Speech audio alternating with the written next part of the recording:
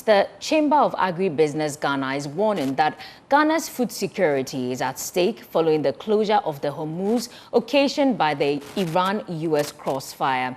Now let's engage Chief Executive Officer Anthony Morrison, who joins us with details on this. So we know that urea, sulfur, phosphates, and other chemicals as such, which are also used in manufacturing fertilizer, passes through that canal. Now that it's closed, what does it mean for the supply of fertilizer and other agricultural inputs?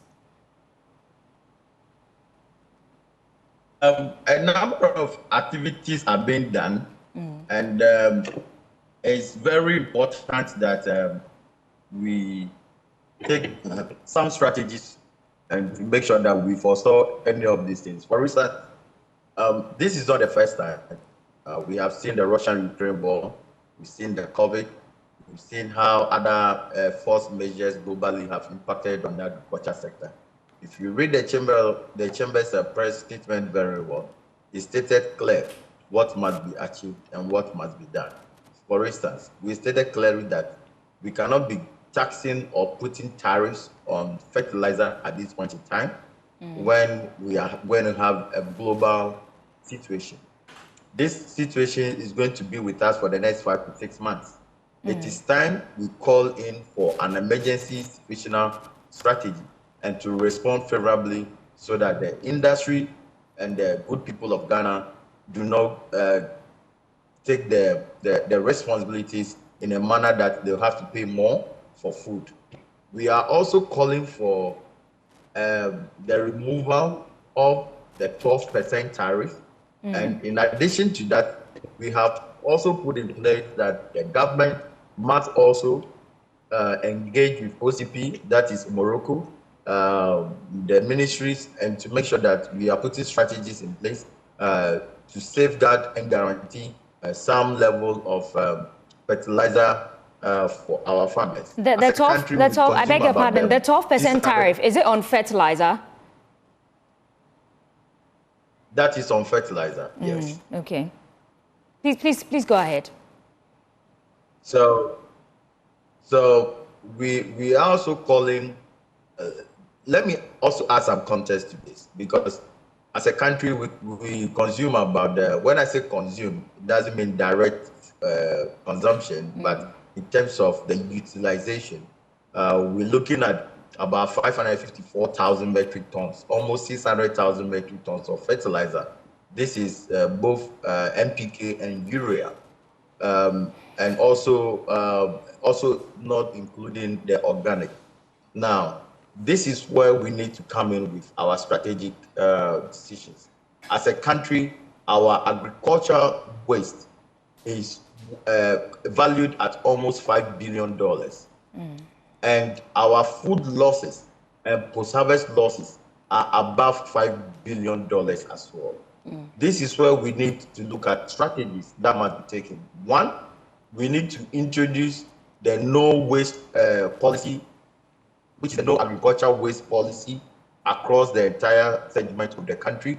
Two, we need to make sure that if we can develop a national organic fertilizer policy where we declare each district in each of the regions in the country as an organic district, this will begin to uptake all the waste we are creating, and you will see the enzymes that could be developed by our biotechnologists and the chemists to be able to introduce into the current compounds of the organic fertilizer to break the macro substances into the micro substances for easy uptake by the plant.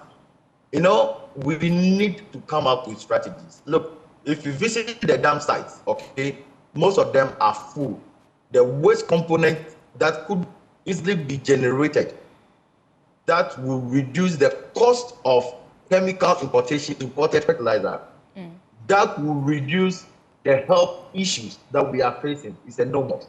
So it's a time for strategic call. His Excellency the President must make that call. The Minister of Agriculture must make that call. We, the key stakeholders, are ready to support this. The time of force measures are times for us to look at innovative and thinking out of the box. Innovative thinking out of the box is what can survive us in this time. Others are putting money into research. Ghana, we are unable to even put $1 billion into research. This is the time to rally the industry. Let's think, let's come up with solutions, homegrown solutions to drive and spur the next economy, which must be dependent on agriculture. So as the head of the Agribusiness Chamber, have you engaged any relevant authorities, and what has the response been? As you are aware, this issue started barely about a week ago. We have tried to engage, to call authorities to avail themselves for engagement. Does this include the Ministry of Agriculture? Yes, yes. We are making attempts this week again. Hopefully, we should get a favorable response. Okay, so you've already reached them earlier. You just haven't received any response yet. Absolutely. Okay, so what's your next line of action? Because you mentioned a few things that we could do, but before that, how do we locally preserve what we have to ensure that we are not heavily impacted? So there are three things we need to do. We're looking at other strategic decisions that must be taken. One, we need to now deploy the National Fertilizer Strategic Reserve Program.